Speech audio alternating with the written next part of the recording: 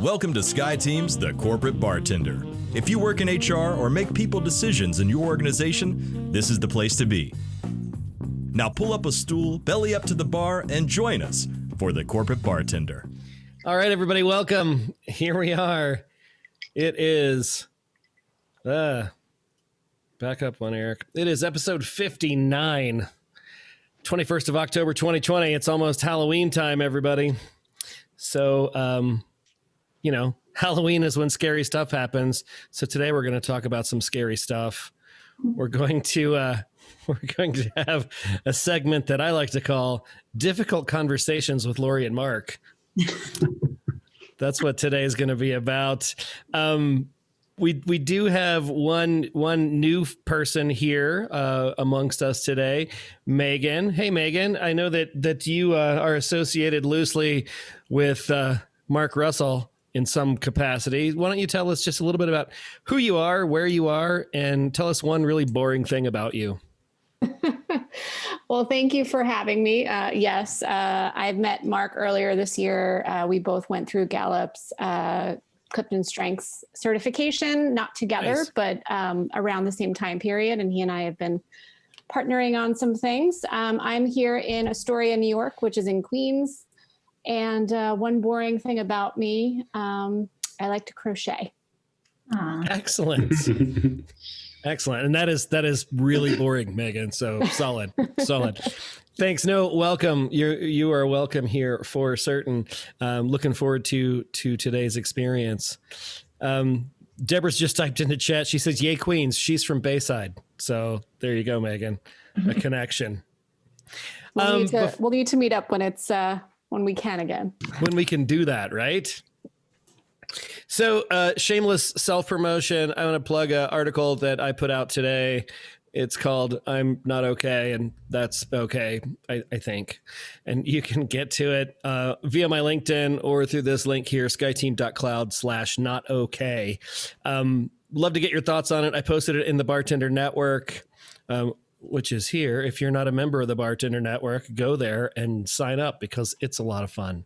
But I'd love to get your thoughts on the article. I'm trying to do a little brand building here in advance of this book that my partner in crime, Miss Barrett over there, are working on with Ruby. So we've got a book in the works that we're trying to shop to like a legitimate publisher and try to get that out in the next year or so. So this is the lead up to it. I need my tribe for this book thing. So counting on you all. Right, Morag, anything you want to say about this book? No, but we may be working offline on your sales pitch. This is going to be bloody amazing. And Eric's writing style, I fucking love it. He said it might be a bit fuckery, and I go, not enough. It's fine. No. So look for I get to turn the fuck button up a little bit. Really? Well, maybe not actually. Now I'm going to blush, but we're going to work on that sales pitch because we're not just touting about this. They're going to be fighting over it. So you're the first to hear. Watch this. Watch this space. All right, a couple of headlines before we get into today's topic. I was on a hunt for the way HR is changing, and I stumbled on an article which kind of led me down a rabbit hole. The first one is this article on Axios called "The Evolution of HR," and it caught my attention because one of the anchor points in the article here was talking about how HR went from pretty much being automated to being highlighted in the past 6 months. In Q4 of last year, the article touts that a lot of the HR process-oriented stuff was being outsourced. HR was being kind of marginalized in a lot of capacities, but then all hell broke loose and HR was being counted on to have all the answers. I know my good friend Karen Sebring can relate to this. People coming to her saying, "So what are we doing now?" And it was interesting in that it said that companies are leaning on their heads of human resources to lead this response and shape growth strategy. So I thought that was kind of cool, pretty interesting. There was an HBR article called HR Jobs of the Future, which I thought was really interesting because it bucketed things. You can see in this graphic here, it goes out to 2030, and it talks about the level of tech centricity. But it bucketed HR jobs into these big categories: individual and organizational resilience, organizational trust and safety, creativity and innovation, data literacy, and this one that really caught my eye, human-machine partnerships. And one of the jobs described in the human-machine partnerships bucket was a chatbot coach. And if you think about it, a lot of companies' first-line customer support is now happening through online chat that's not actually a human being. So this job has been, kind of identified as a potential job of someone who helps coach the AI to provide responses to customer query, which I thought was pretty weird and pretty interesting. VR immersion counselor. Yeah. Right. Right. Yeah, and you'll see the diversity officer is genetic diversity officer. Yikes. Yeah, so it was interesting because this was put together by 100 CHROs, CLOs, and VPs of talent and HR. Just kind of crazy to think about, where HR has been over the last 10 years. This is 10 years from their point of view. I thought that was pretty crazy. Another headline here from the wow, why didn't we talk about this before? But how crazy is this department? Some organizations are bringing marketing and HR under a single leader. The pitch being, it's all about messaging. One's external and one's internal. Why don't we do that? And we've kind of seen that with communications in the past. But to just take a broad brush and push HR and marketing together, I thought that was kind of a big thought. Laurel asks if that means she has to start liking her marketing people. Uh-oh. Dukes are off. Deborah's picking a fight with Laurel. Maybe we'll have to pause today's discussion, Lori, because that might be more fun to watch. Or maybe get a case study. Last one was just this insights from a CHRO column that I read from time to time. Had the person from PayScale talking about how HR can help leaders prepare for the unimaginable, which is now kind of imaginable because we have several examples of things that we are living through in this crazy dumpster fire that is 2020. So as always, I'll throw those links in the Bartender Network. And if you guys come across anything that you think is interesting, please send it my way. So I just think what you should put across the right is just like straight in the middle is because frickin' miracle worker is not a job title. That's all it needs. Yeah, Laurel has a shirt that says something to that effect. I do too. Nice. All right. Well, with that, we're going to have some difficult conversations with Lori and Mark. And I'm going to hand the reins over to Miss Lori, and I will jump out here. Awesome. Thank you. So it's interesting because Mark and Eric and I were talking after one of the episodes and kind of thinking about some of the things that are just universal across any organization, any role that you have, any level of experience you might have. People struggle with having difficult conversations. People struggle with navigating conflicts. It's kind of a human thing that connects us all. And whenever I'm doing training on those topics, that's always the most highly attended content that I ever present. And so we thought that it would be kind of interesting to blend some of my experiences with some of Mark's experiences as a coach, my experiences as a HR person for ever many years, and just kind of talk about how do we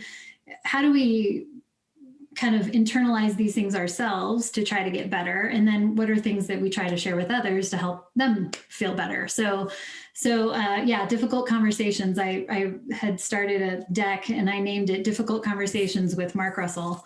And I sent it to him and he said, yeah, probably some of my bosses would agree with that, with that statement. So it just kind of cracked me up. So that's not really what it is.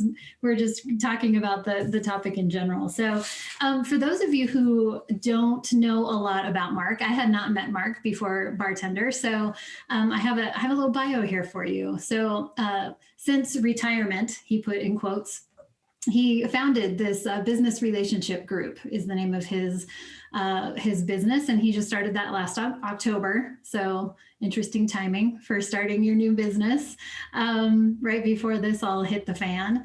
Yeah. How's that working out for you, Mark? Wonderful.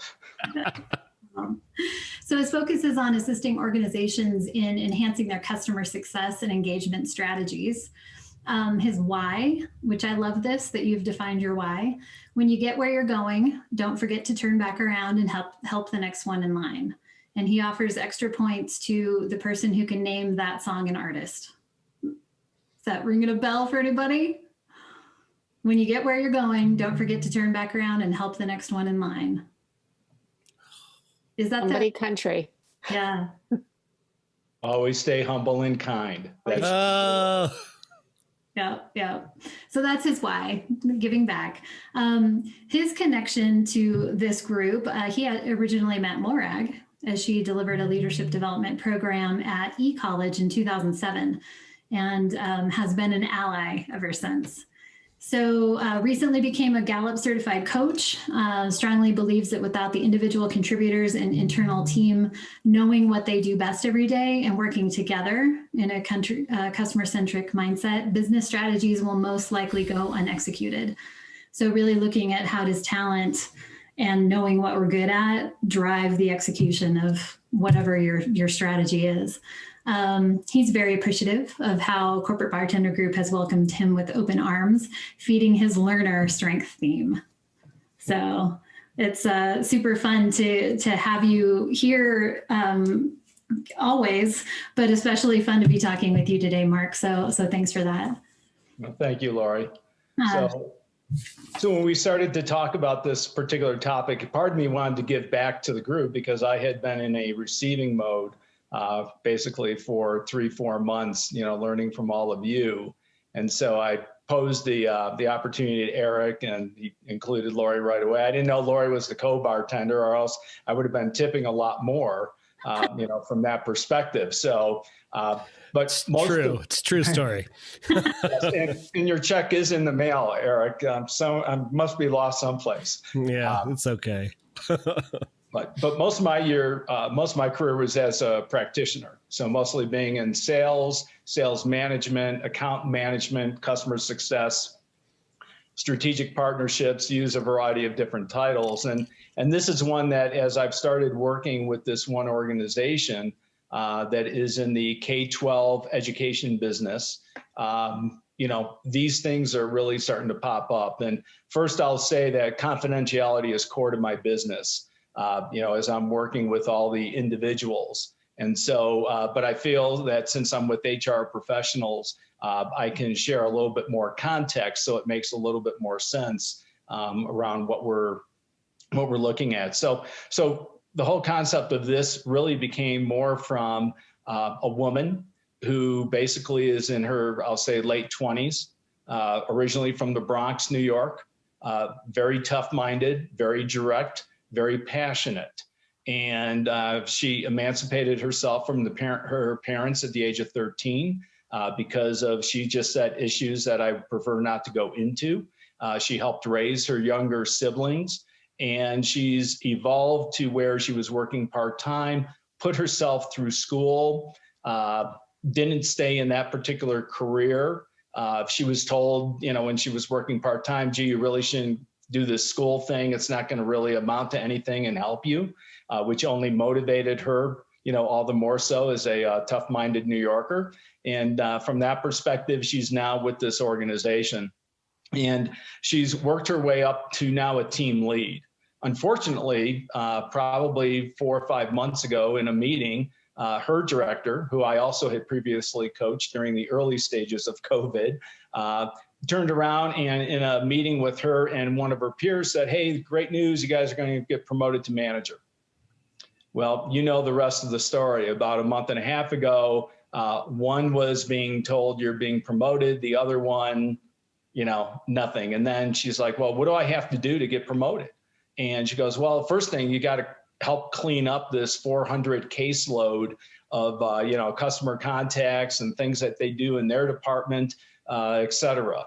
And so she took that task, accomplished that task, went back to the manager right around the time we started working together. And my first session is always wrapped around their Gallup Strengths Profile. So we talk about them first. That first session is all about them. And then we get into how to be a manager. And I think when we were talking about all the attributes of what makes managers great and how you transform from being a boss to a coach, which is a core Gallup concept, which I really, embrace, she started to really then say, well, I'm not a manager. I'm only a team lead. And this is what happened. And I did my best listening, from that perspective. So we started to talk about how can she approach her director in a less emotional way. And you'll hear another story about me in a little bit about my level of emotion at times, because you become passionate. And so we really started to work through these elements about how to be very factual, how to understand your boss, because now you know her talent themes, you know where she's strong at, and how can you have that difficult conversation?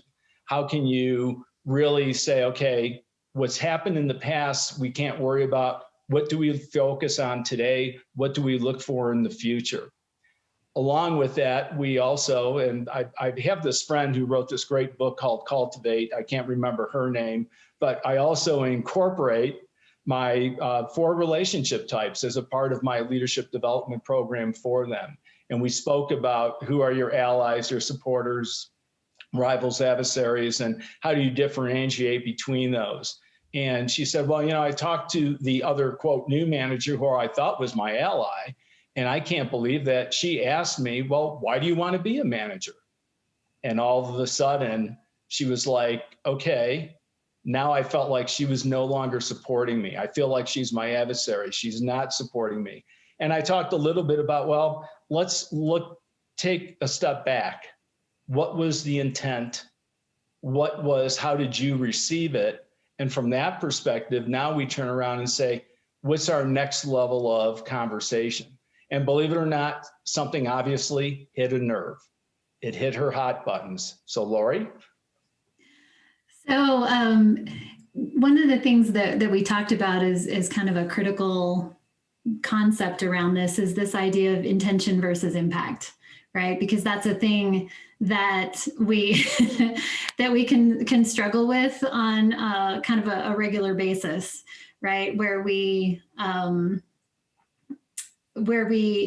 judge ourselves on our intent, right? That's always what's happening.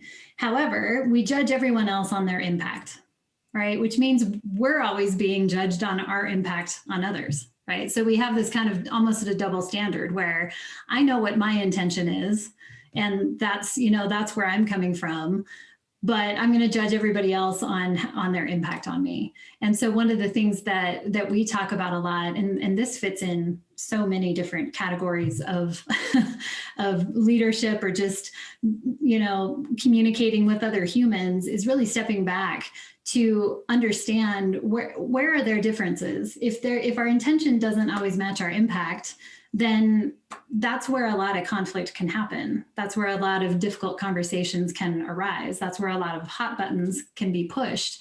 And so one of the things that we can do in terms of navigating conflict is always being really mindful about, first of all, being clear about our own intention, and even being able to articulate that to other people, right? Declaring our intent. And it's also giving people space, right? To ask that question. I wonder what their intention was, right? It hit me this way, it pushed my buttons here, but I wonder what their intention was. Because most people don't get out of bed every morning and think, man, how can I really piss off Mark today, right? What's the thing that's really gonna get under his skin? Most people. I'm not saying 100%. Maybe. right? But people come into interactions with their own stuff, whatever they brought with them that day, that week, that whatever. And we're coming in with our own stuff. And sometimes we hit each other in a way that creates these raised emotions. And so being able to just do that simple thing of stepping back and thinking, I wonder what their intention was, right? Or am I being clear about my intention? I'm clearly pushing their buttons. So maybe I should back up here and re-clarify that, right? Reset the stage there. And if you were on one of the Corporate Bartender episodes that we did a while back, I did some highlights about building high trust relationships. And we talked about in the speed of trust, there are those 4 cores of credibility that we talked about, right? Where we have integrity, intention, capability, and results. And when we looked at the one that was intention, we used the analogy of the turn signal in the car, if you remember that, right? And so when we assume people understand our intention, or we leave that out of the conversation, it can feel like cutting somebody off without signaling, right? Driving down the road, cutting somebody off because we didn't signal our intention. So that's one of the practices that I think we can try to call up, both when our hot buttons have been pushed or when we potentially are pushing somebody else's, that intentions probably are not matching impact at this point in time. So how can we recover that situation? So that one, I just love that one, intention versus impact. It's super helpful when we're giving other people feedback, right? It may not have been your intention, but the impact of your comment, your behavior, your message, your email was, right? So it's not attacking them as a person. It's giving them room that this probably wasn't your intention, but here's how it came across. We can also check in to ask for feedback that way. I want to make sure that my intention was clear in that meeting, that I'm aligned with how I came across, right? Did I do that well? Or to just let somebody know if you feel like there's going to be some high emotion or maybe some disagreement, to be able to say, hey, my intention in bringing this up with you is to clarify a misunderstanding I think we had, or to make sure that we stay on the same page because it's important that we work well together, right? So we can overtly declare that intent, and that helps minimize that gap between intention and impact. So any thoughts on that real quick? Because I'm excited to get to the hot buttons conversation that Mark alluded to here in a second. But is this a new concept? Have you heard this before? Any thoughts on that?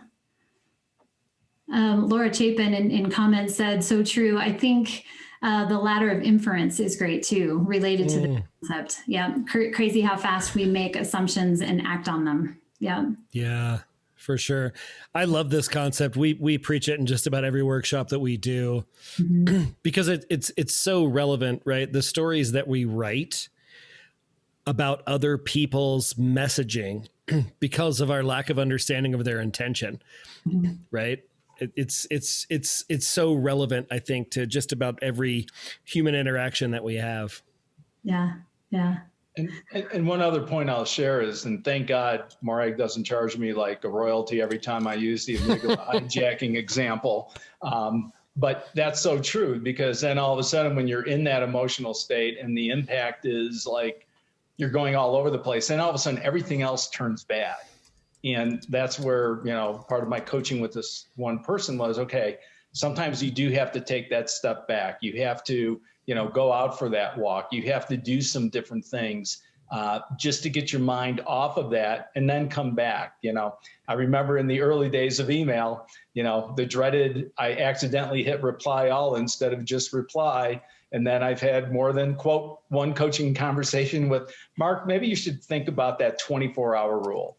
I know it's, 10 o'clock at night. You've been traveling all day. You've been meeting all day, and people, you're behind. Someone said something the wrong way, and my intention was one way, but the impact definitely did not execute as well as I had intended. So I've had to use that 24-hour rule quite a bit.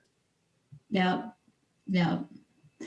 All right. So hot buttons.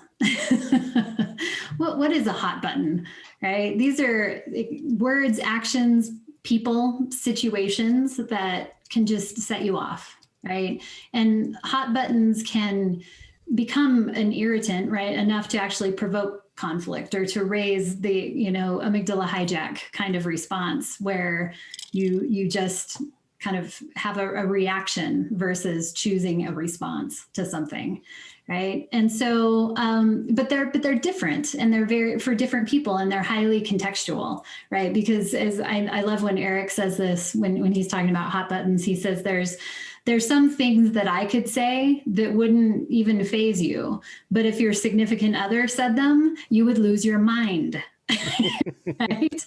And so. Yeah. You have to think of these things as contextual as well, and what's the quality of the relationship that you have with this person, or what's the circumstance in front of you. So they can be different for us. We can each have different kinds of hot buttons. But the thing that's interesting is that we typically have some that are the big ones for us, right? The ones that are just like, oh, that really bugs me when this, that, or the other kind of happens. And so what I'm curious about is I'm going to put up a poll here in a second, and I want you to pick your top 2 hot buttons, right? The things that really get to you out of a list of 1, 2, 3, 4, 5, 6, 7, 8, 9, right? So I'm going to have you pick 2 out of 9. Maybe there's another one you're thinking of that's not represented there, but if, of the ones you see, what are the big ones that can really get to you? So I'm going to go ahead and launch this poll, give you a couple minutes, and then we'll debrief this for a sec. Okay, you should be able to see that now.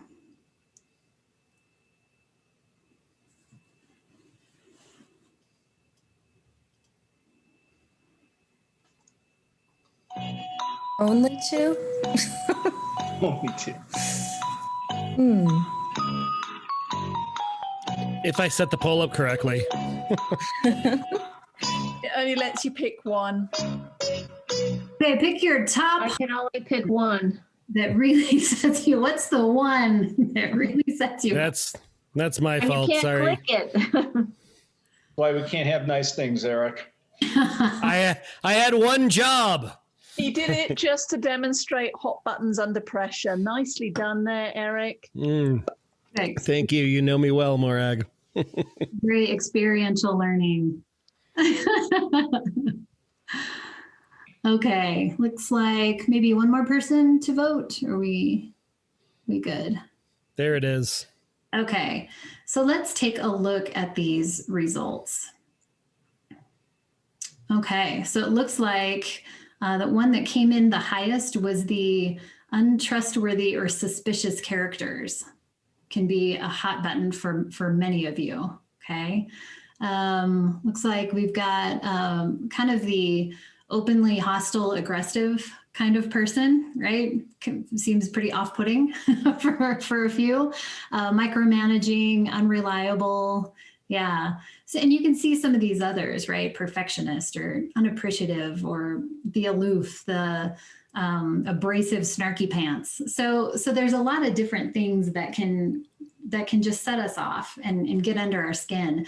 And so one of the things that is super important around navigating conflict or these difficult conversations is having self-awareness about what our own reactions tend to be, right? Understanding what gets to us, and then what are our default reactions? Do you avoid, right? Do you dive in and put up your dukes? Do you what is your style? And we don't have time to go into all of that today, but I think even just first recognizing what your hot buttons are, and then what do you do when those have been pushed, right? How do you mitigate that? What are some things you can do to mitigate that amygdala hijack, so to speak? So what do y'all think? What's your go-to when you realize that you've been escalated, that like, ooh, this isn't going to go well? What are some things that you can do?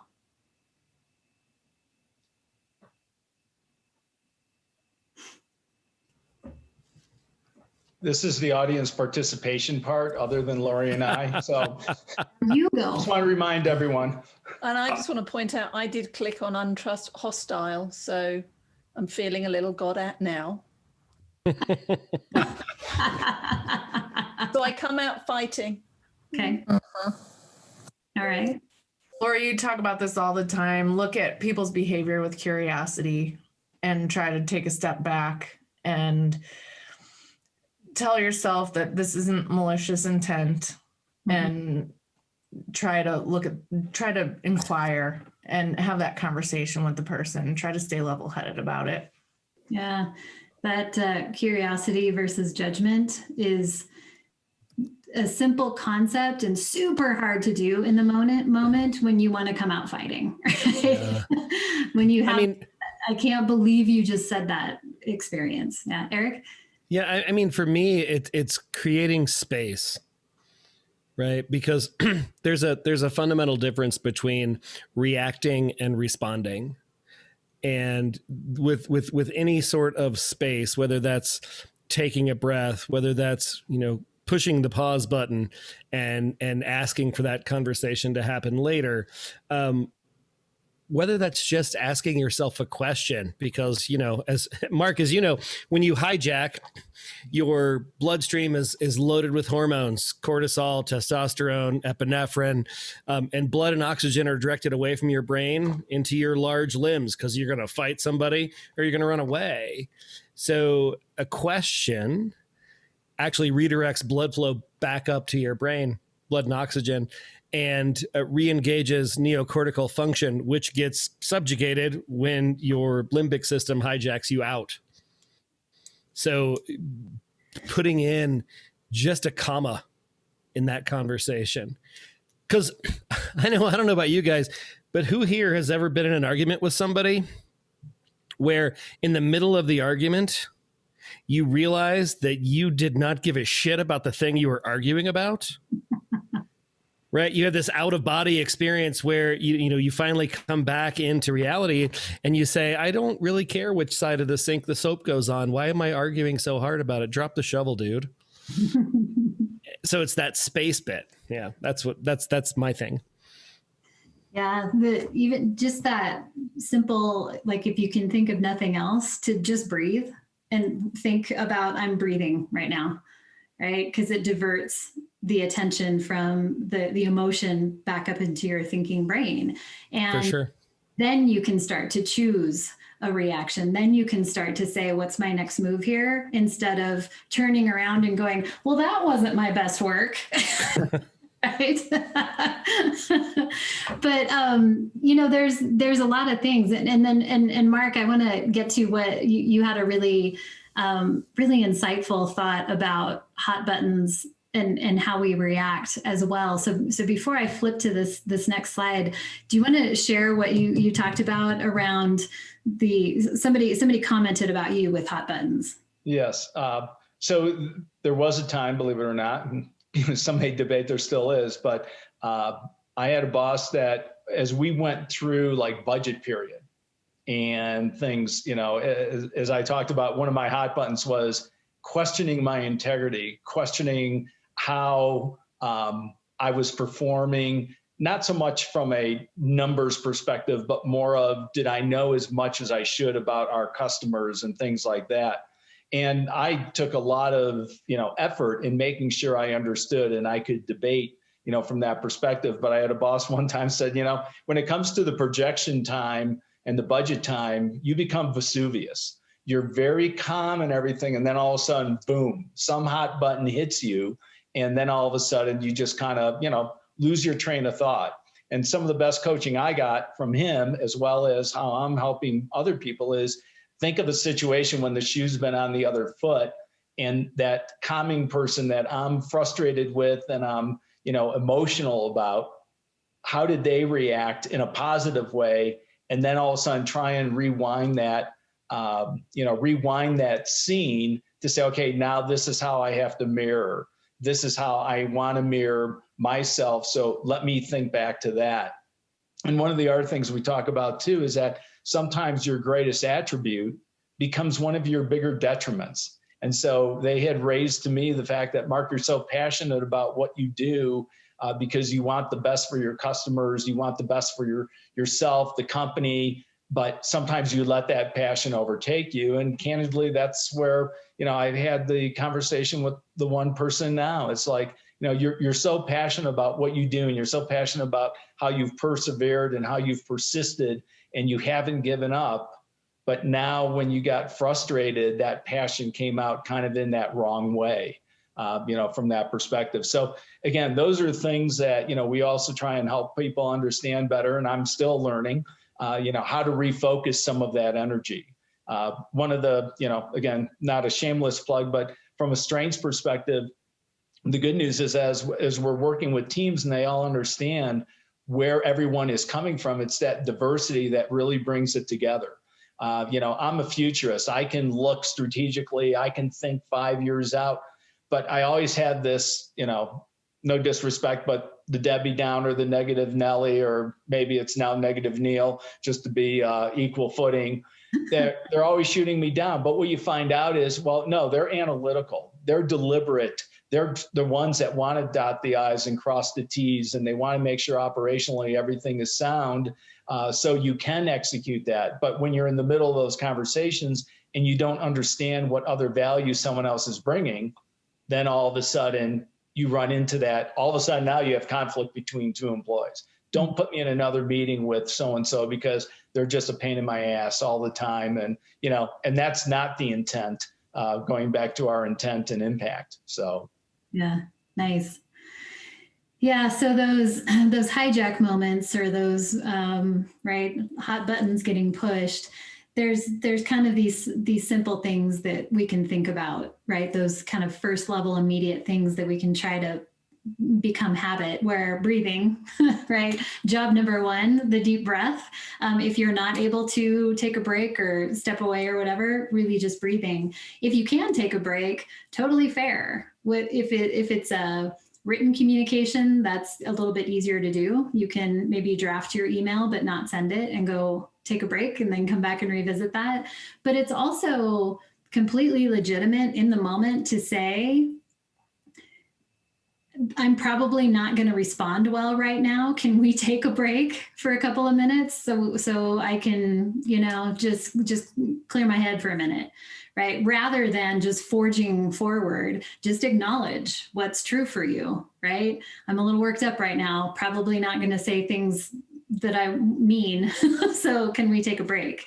It also signals to that person maybe that they need a break, or that they've unintentionally pushed your buttons. So maybe they can be thinking about, oh gosh, I didn't mean to do that. How do we get this back on track, right?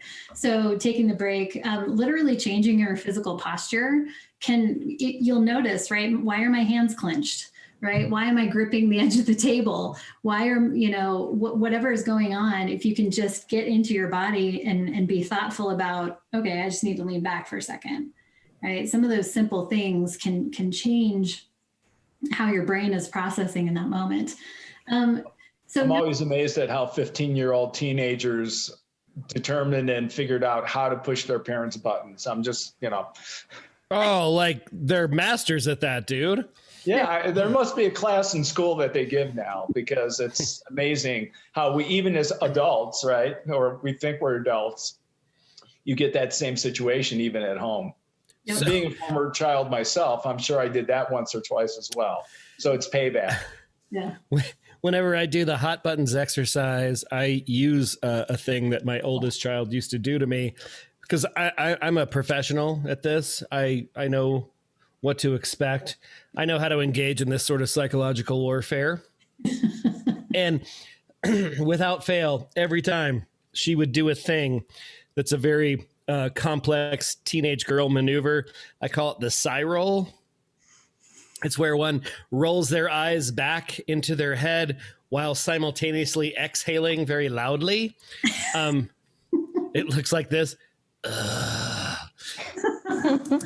Whenever she would do that, I would lose my mind, right? I start meting out punishments that I'm never going to enforce. I send her away. I end up doing the thing that she was supposed to do. Then I feel bad and I apologize. Yeah, I know better. So I know better. Well, that's good. Keep that thought for something something that's coming up, because that's a great example. Yeah, we'll come back to that. That's great. Um, I think one of the really interesting things about this is this being thoughtful about your story, right? We make up stuff real fast, right? They say something, we heard it this way, instantly we make meaning out of it, and now it is truth, right? And typically when we don't have all of the information, which is pretty much always, our brains have to fill in the blanks, right? It has to complete the story.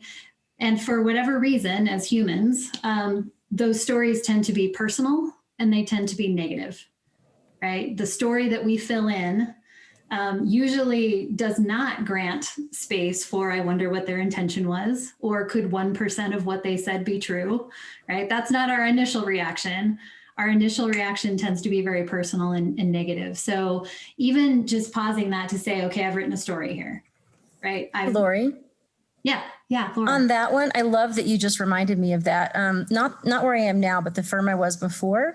As part of our emotional intelligence and like ladder of inference training that really took hold in the organization, like it was really embraced culturally. Mm-hmm. The methods that we embraced, and you'd actually hear people use it like all the time, was like when things got heated, you went up that ladder or you got emotionally hijacked, we would literally say out loud, and it kind of got that space, we would literally use that terminology. We'd say, okay, the story I'm telling myself right now is blah, blah, blah, blah, blah. And then you'd kind of get it out there and check all those assumptions. And then the other person would, well, let me tell you where the story I'm telling myself is right now. And then you could come back down that ladder and the emotions would come down and you could get to the facts and recognize intention. And I saw it work so many times. I was a little skeptical at first, like, are we really going to do this? And it really worked most of the time quite beautifully, because it was an accepted way of resolving conflict and holding each other accountable and maintaining relationship. And I've never worked anywhere that does it like that. So yeah, I think it's a really great technique. Cultural norm, right? That this is how we acknowledge that something has gone awry. That's great. I love it. Yeah, the story I'm telling. What was the phrase? The story I'm telling myself is, and then share like whatever's going on for you, right? Like the assumptions you made or how you're feeling, or here's what you did and why, or whatever it is. Yeah, the story I'm telling myself is. Cool. Nice. That's awesome. I love that. That kind of goes with that next one, right? You're responsible for how you feel. Mm-hmm. This can be a hard one to accept because we can fall into a victim stance of they've made me feel this way. It's their fault that I'm in this place. It's because Mark pisses me off. It's his fault. Right. And that's a hard thing for us to take responsibility for is that these are actually my feelings. Right. Mm-hmm. Nobody makes me feel these ways. And it's okay to feel however you feel. None of this is about not having emotions. It's not about never having feelings of anger or fear or embarrassment or resentment, right? Those are going to happen, period. All good. And it's up to us to choose what to do with those feelings, right? It's not anybody else's fault that I have them. I just have them. So now I can decide what's my move. Right. And then you can start to get into that space of now I can choose my response instead of just reacting to how I'm feeling. So great. Awesome. Let me see. There's this concept and Mark, I'm sure you've run across this with your clients as well. This idea of the dance. Right. So using Eric's example of something that would happen between he and his daughter. Right? She would do a thing and he would react in a way. And that cha-cha looked the same every time, right? That's how we engage. We walk up to each other and we start doing the cha-cha. But what we realize is that sometimes we have these dances with people and we don't like the results of that dance. We don't like how it feels. We don't like where it goes. We don't like who we are in those moments. And so one of the most powerful things to learn is that you can change the dance. Right? You can actually choose to engage differently. And they fall into kind of these different categories of And actually you can accept the dance. You can know, yep, we're going to cha-cha every time. Right. And I'm just going to decide that that's okay. I'm participating in that, and that's how I'm going to let it be. So that's cool. You can go to the avoid piece where I'm just going to stay away from that as much as I possibly can. I'm going to minimize my interactions. I'm going to, right, make that as small as possible and avoid it as much as I can. Cool. There are circumstances in which you can abandon the dance, right? That's a little bit harder at work unless you're really to the point of, I'm out of here. I'm actually going to quit and leave this relationship in that way. But there are some circumstances where you can say, this is not serving me anymore, and I'm going to make that choice to abandon that dance. Or I can act on that, right? I can walk up to the person and start a waltz. We always cha-cha and it goes right into the toilet. And so what can I do about it, right? I can show up and start a different dance. Now, they may look at me like I have three heads, right? Like, what are you doing? What we might step on each other's toes a little bit, and it might be awkward and all of that, but that's part of that setting the intention. I want this to be different, and I can't make anybody do anything else, but I can do something different. So I can change the dance. And I think that's a really empowering thing to recognize, that when we have maybe these recurring relationships or interactions with people that are difficult and we don't know what to do about them, we do have choice, right? And one of the most powerful ones is you can go change the dance. But Lori, it's so hard. It is. And it takes that assessment piece too. You have to be reflective, right? You have to, and sometimes that's all in the rearview mirror, right? We go through this lab of life where I have to actually be thoughtful about, why does that suck every time I interact with that person? What is going on there? Right. So how do you reel that in, right? How do you pull that back? How do you break the pattern? Because I found myself in patterns with people where when I'd see their phone number pop up on my phone, I would write the story. Fuck that. I'm not answering that call because she's mad at me. I'm in trouble, whatever my story was. And it was like that every time. And when I shook it out and actually had the conversation, it was never as bad as I expected it to be. But that was my imprint. That was the dance. Mm-hmm. And breaking it in the moment. And I know all this stuff, right? Breaking that in the moment was nigh on impossible for me. Mm-hmm.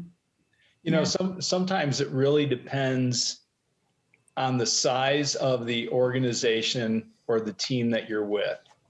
And in large companies, large organizations, and I've been with the global, 500 and, 100,000 plus employees and things like that. And you can hide, you can avoid a lot easier than all of a sudden you're in a 25 or 3-person company or a 25 person or a 15-person company. And especially during those times. So that's where you really have to kind of rise above it. And, even from a departmental side, we're talking to these folks, and they're in a group of roughly 120 people, which includes contractors. When they have very busy periods, they bring in, supplemental help. But it's almost like to avoid it is not going to solve the problem. So how can you use your best foot forward and be able to sit down? And, another phrase that I've learned that I love is, when you lead with positive intent and everyone knows that, then all of a sudden it makes that conversation a little easier. And we know we all want to get here. You may be taking this route. I may be taking that route. And if either route will work, and is it worth, dying on the hill for? Great, I can do that. Or maybe we can navigate to say, how can we meet somewhere in the middle and be able to find that level of, I'll say compromise. That way we both feel good about what we're doing. We can both buy into, the days of the blind obedience just doesn't work anymore. So again, you have to use your best professionalism to say, put on your big boy pants and let's have that difficult conversation, because ultimately we're going, or maybe shorts if you're wearing them, I was dressed up today. So, but let's just get through this and get on the right path forward and be able to move forward from there. And I think that's the difficult thing for also new managers sometimes, because they've only been on the receiving end. And a lot of times they haven't had those conversations, but yet you may have if you've been in music or sports or in theater. There's a lot of creative differences that you have to work yourself through. So it's reminding people of, hey, what's worked before for you? And now from there, let's try and apply that, here as well. As long as you do it with respect and leading with positive intent. Yeah. So the perfect segue. It's as if we planned this. So,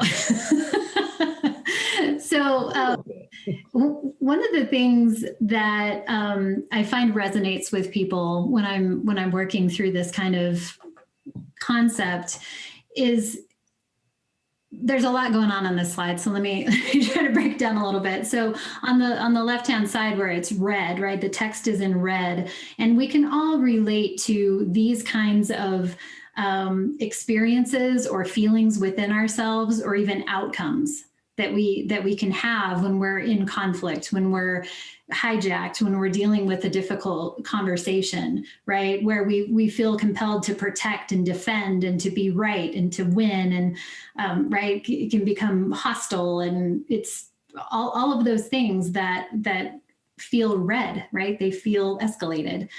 And pretty much all of those things, all of those as our behaviors or as the outcomes, are driven by feelings, right? When you're hijacked and you just react, right? This is where things tend to go. On the other side, you see all of the text in green that can also be the outcomes, that can also be the behaviors that we choose when we're in conflict with someone, when we're having a difficult conversation. But these are driven by our intentions, right? This is that space between, right? The choice point. I have a feeling, and now I'm going to make a choice. And we can go down the red behaviors side to the red outcomes, or we can be intentional about choosing the green outcomes and the green behaviors. And Eric, to your point about how do you get past that trigger point, right? When the immediate reaction is like, the phone is lava, right? That's the reaction. And maybe there's an anchor. It's curiosity, or it's what the long term, right? I'm in it for the long term relationship, not the heat of the moment, but what's the bigger gain? But shifting the mindset to be based on intention versus reacting out of feelings.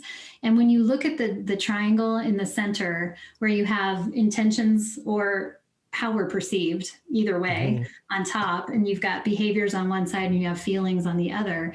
If you start the triangle, right? If you start that path on feelings are going to dictate your behavior.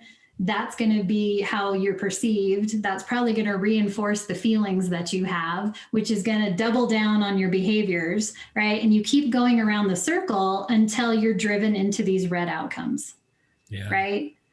Now, flip that, and let's say we start at the top with intention and we go the other direction. If we have our intentions drive our behaviors, then those actually can change our feelings, right? If we start with the mindset of curiosity, and so my first behavior is to ask a question, I'm probably deactivated right then, right? Or de-escalated right then, because I put myself in a place of curiosity. So then I have a feeling that reinforces my intention, right? Okay, this is working. This is good. I'm going to stay curious. And so we go in the other direction, starting with our intentions, and that drives us to the green outcomes, right? That's what drives us to higher trust relationships, or to getting to cooperation and mutual gain, and that, trying to understand their perspective and truly listen. So really thinking about how feelings drive the red side of the slide, intentions drive the green. So if we can rewire, right? Because it's always the wiring, the neural pathways, that's the automaticity. That's how we do things. And you have to be super diligent about, ooh, that's happening right now, pick something else. Ooh, that's happening again, pick something else. And you have to do it over and over and over, right? And sometimes you don't, because this is a recovery model. This is not a perfection model, as my friend Kelly Weingarten used to say. But it becomes practice, right? And you have to want that, I guess, is kind of the bottom line. So does that resonate? Does that make sense of how the different things drive us differently? It does. It's interesting. We use a similar triangle. We call it the feel, think, do loop. Mm-hmm. And when you're making the intentional choice to go red or green, that's okay. If you want to make a choice to go red, peace, good on you, right? But what we don't want to have happen is that where we skip think and it's just feel, do. We have a feeling and we do an action, mm-hmm. right? Unintentionally. And that's why we find ourselves in that, in that argument about which side of the sink the soap goes on or where you put your toothbrush, right? It's the reaction versus the response. And what I really love about this is the notion that there is a discipline in managing our own reaction in the moment, right? Mm-hmm. Because I think a lot of times we just get caught up in the emotional roller coaster that is. And we feel sometimes righteously indignant in defending those positions mm-hmm. That really don't warrant it. And we end up damaging relationships that don't need to be damaged, right? We had we just been paying attention to our own stories, processing, and reactions, we could mitigate all of that. Yeah. But being humans is messy. Well, and super important to recognize feelings are not red or green. They mm-hmm. just feelings just are. You don't have to put those in buckets. You don't have to assess them that way. What you need to do is acknowledge that you're having them. Yeah. Right? Whatever that emotion is, whatever that feeling is, all good. Right? But it's when you can make that choice to do something. And sometimes it is, nope, I'm going to get into it, right? I'm going to get fired up in this moment. Cool. But you chose it. Yeah, no, peace on that, right? If you choose it, go push all the chips to the middle of the table, right? Do that thing. But it's when we do the thing and we realize, oh, that was probably a bad choice. Yeah. And then you have to do damage control and try to mitigate the impact of the choices that you made. That's what makes it hard. Yeah.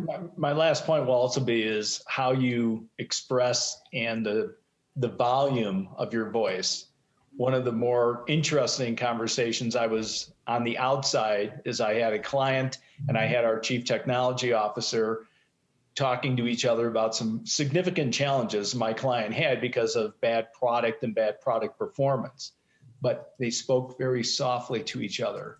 And when they started to get a little bit more expressive, they even got softer.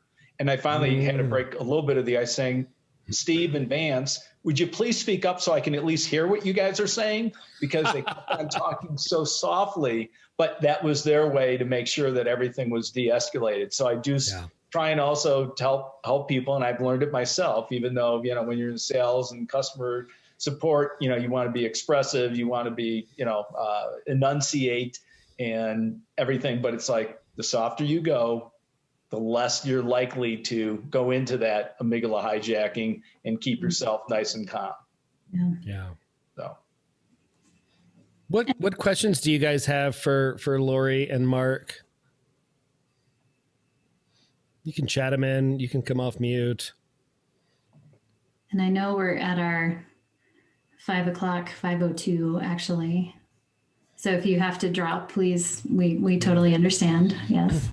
I think just going to say thank you for the great topic because it's so applicable anytime, but especially in today's time, right? Of like political polarization. And like we just had a session and we've released some articles on like calling each other out on, or how to call people out on microaggression, and there's just seems like there's so many unique, really tough conversations that are happening today that I just really appreciate what you guys brought to the table today. It's really, really great. Yeah, I would echo that, Laura. Thanks. Stuff. if you have some trusted allies at work or personal or wherever, these are great things to talk about with somebody, to say, hey, I'm going to work on some things. I'm going to try some different things. And could you help me? Right. I'm going to try some different, like that sentence stem, the story I'm making up is, or I'm going to change my posture when I get whatever those are. But the more you extrovert, hey, I want to work on this thing, and tell it to somebody, the more accountable it becomes for doing it. Right. To say, okay, I'm serious about this. So some of these little tips and tricks can start to shift in small ways that make a really big difference in your impact, right? Or in granting other people a little more grace for understanding their intentions. So awesome. Good. Thanks, guys. Thank you so much. That was amazing. You guys are amazing. And I think it's just that underscoring the point that we have choices in each of these interactions that we have to make, and we don't have to just ride the tide to wherever it goes. And that's the challenge, right? Making that intentional choice, managing that intention impact gap, right? Trying to make that gap as small as possible. No, you guys are great. Thank you so much. All right, I'm going to give you some funny stuff, some good stuff, and get you out of here. But as Lori said, I know that we're over time, and Laurel would bust my ass about it if she were still here, but she left. So funny things from today. Funny thing number 1. Here it is. 2020 email intros are getting creative. Hello, Laura. I hope you've been staying positive and testing negative. I'm so using that. I love it. What if you found out your friend sticks his butthole in people's faces and carry around 10 concealed knives at all times? This is Cats. Wait, I don't get it. It's a cat. Oh, this is Cats. There it is. I like watching the light bulb go off. That's my favorite. My 5-year-old is rebelling against Zoom school by mouthing words instead of speaking, so as to make her teacher think there's something wrong with the unmuting function. They're genius. At 5, right? This one just made me laugh. Mentally, I am here. Hamlet. Oh, fuck. Exit Hamlet. Spelling bee judge, your word is Steve. Starbucks barista. Oh, no. Hey, Lori, what's your name at Starbucks? It's often Maureen. Right? Or Gloria. I get Gloria and Maureen. I'm like, Lori? And my favorite funny thing today, my mother has truly produced the pumpkin of our era. Oh, my God. Oh, today's good stuff. I love this story. So this is a story from a guy called Ethan Anderson, where his grandfather left an old bucket of baseballs that he found in his garage at the batting cages with this note on them. And the note said, "Hope someone can use some of these baseballs in the batting cages. I found them cleaning out my garage. I pitched them to my son and my grandson for countless rounds. My son is now 46 and my grandson is 23 years old. I am 72, and what I wouldn't give to pitch a couple of buckets to them. They have both moved away. If you're a father and cherish these times, you won't believe how quickly they will be gone." Yeah. Nice. Good stuff.